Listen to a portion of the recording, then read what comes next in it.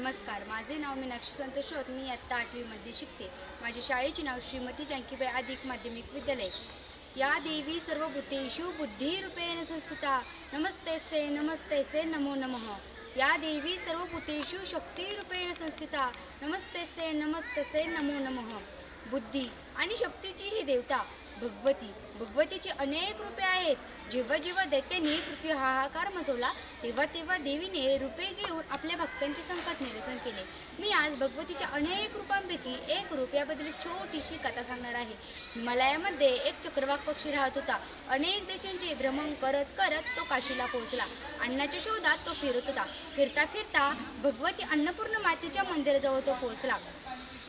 आपल्या नादात फिरत असताना त्याचकडून मंदिरात एक प्रदक्षिणा केली गेली आणि पुढे कालांतराने त्याचा मृत्यू झाला. तो स्वर्गलोकात गेला. 2 कल्प स्वर्गाची सुख उपभोगून तो पुन्हा पृथ्वीलोकामध्ये जन्माला आला. पृथ्वी तलावर त्याने क्षत्रिय कुलामध्ये बृहद्रथ या नावाने जन्म घेतला. बृहद्रथ हा यज्ञनिष्ठ, धर्मपरायण, सत्यवादी, इंद्रियाजयी, त्रिकालज्ञ, सार्वभौम, संयम व शत्रूवर विजय मिळवणारा असा राजा होता. विशेष म्हणजे त्यास पूर्वजन्माचे ज्ञान होते, जे इतर प्राणीमात्रांसाठी अतिशय दुर्लभ आहे. लोकांच्या चर्चेतून ही गोष्ट ऋषीमुनीपर्यंत पोहोचली की राजा बृहद्रथ हा त्रिकालज्ञ आहे. याची चौकशी करायला मुनिगण राजाकडे गेले.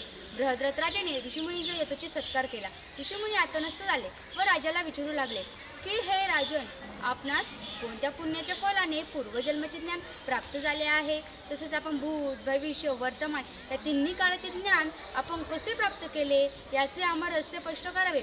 या प्रश्नावर बृहद्रथाने सांगितले, पूर्वजन्मी चक्रवाक पक्षी होतो मी. योनी जन्म घेऊनही माझ्याकडून अंजादेप आणि भगवतीची सेवा केली गेली. त्याचे तेच फळ म्हणून मी माता भगवती अन्नपूर्ण मातेच्या मंदिराला एक प्रदक्षिणा केली गेली. 2 कल्प स्वर्ग सुख उपभोगून आता पृथ्वी तलावर सार्वभौम राजा आहे. हे मुनीच, आपण भगवतीचे उपासनेचे फलित आपण वाहत आहात. हे सर्व प्राणी मात्रांसाठी अतिशय फलदायी आहे.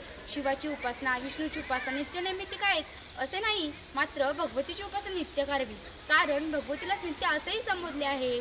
ज्याचे जीवन सफल होणार आहे त्याला भगवतीची उपासना करण्याची श्रद्धा उत्पन्न होते. सर्व सजीवांसाठी अन्न हे आवश्यकच असते.